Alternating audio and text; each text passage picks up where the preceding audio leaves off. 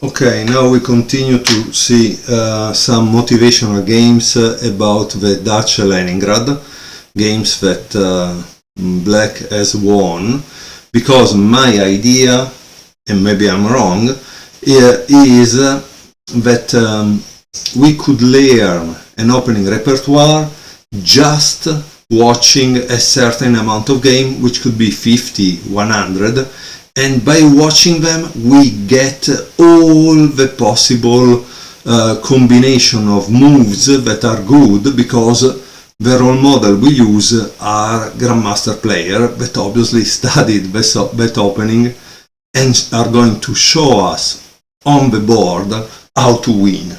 Because on the board you cannot lie, they want to win, right? And so that's why they are showing us the right moves. So c4, like I said, the Dutch, which is d4, f5, can be played against c4, f5, or even knight f3, f5. So it's a very flexible alternative, a flexible way to learn an opening repertoire. So c4, f5, knight f3, knight f6, g3, g6, and this is the Dutch Leningrad that I want to learn, and that I hope you will learn too watching my videos. Bishop g2, bishop g7, castle, d6. This is a very important move, not because it opens this, but because it puts a control of the square e5. And in the opening, what we are trying to do is also to control the center, because whoever controls the center is the one that will be able to move the pieces around easier. Okay, sorry for the mistake. d4, castle, knight c3, and the core of the repertoire is this move, c6. Okay, but there are other moves that you can play. I show it to you. It was queen e8, knight a6, knight c6, so there are other moves that one can play. I think at that point it's a kind of style, it's kind of personal preferences.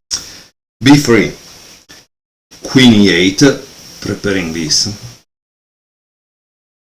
Bishop a3, very good move, right? Because now you cannot do this without losing it. So it's a very good move that we need to refute. How do we refute it? Let me show you. We continue with the development, which is to bring out our pieces, because that's the goal of the opening. Now, black has the problem that white will try, yes, to fight for the center and to attack on the queen side. And it continues with b4, because this becomes a problem, right? But that's why we put it here, because we also want to fight for the square b5 with knight c7.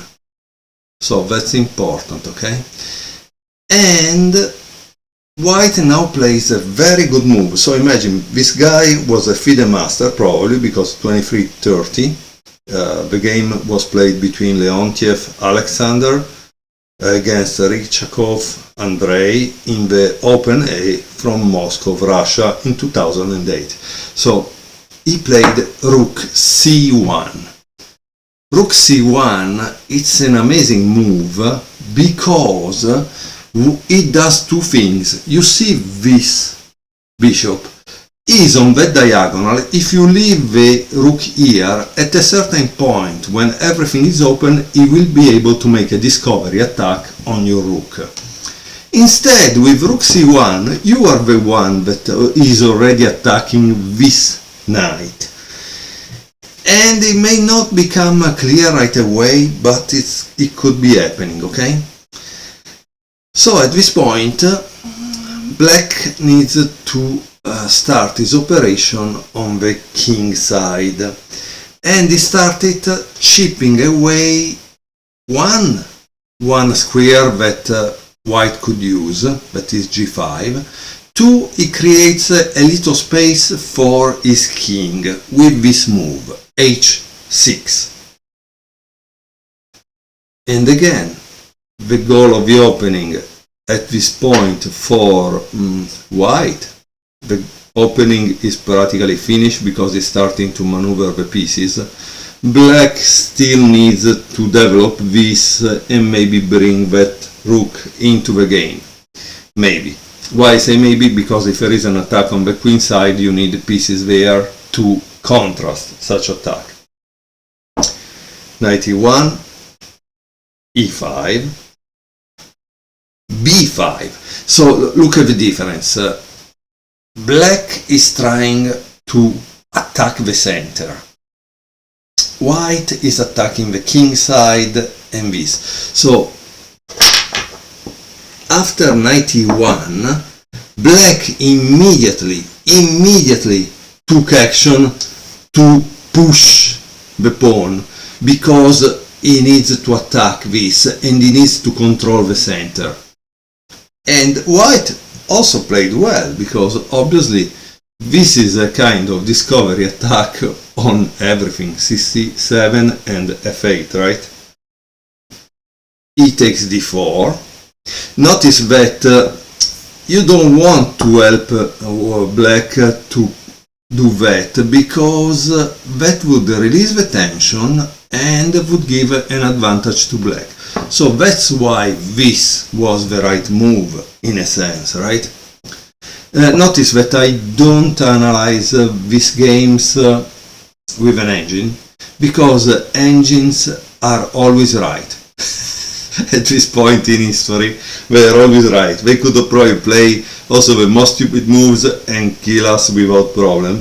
So obviously my goal is to play chess against other humans, and against other humans that's what I want to play, right? So that's why I want to understand the moves. If I don't understand the moves, I don't know what I'm doing. So now another important thing you must learn of a master level player is that when he's attack, he's generally not defending right away, which means moving the knight away. He's attacking too. So what move could be white doing that attacks? The move is b takes c6 because he's going to threaten to take here, right?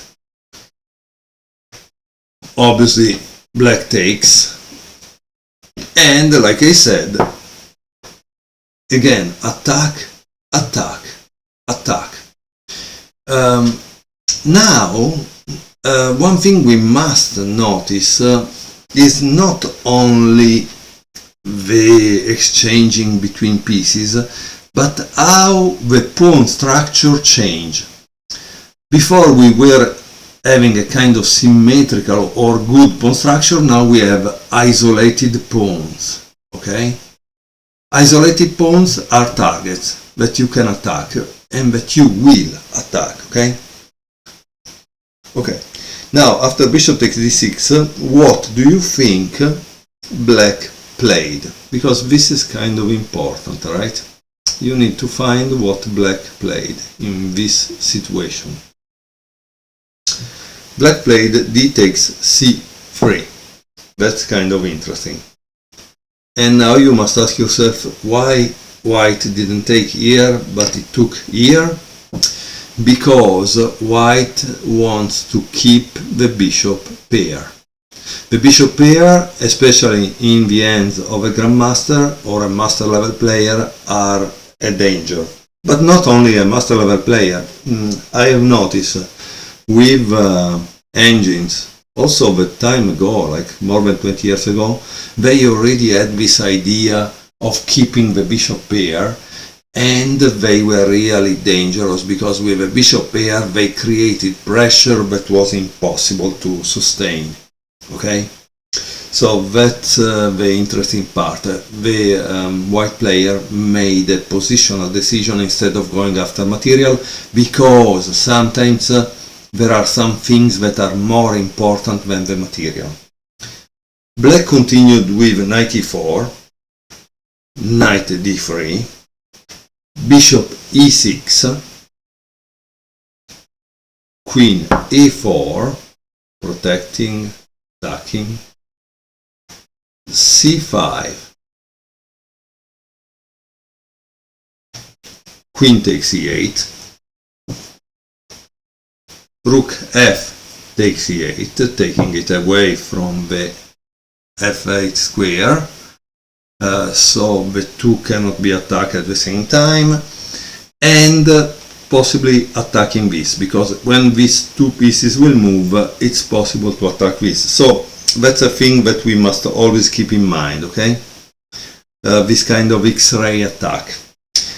Bishop e5, bishop takes c4,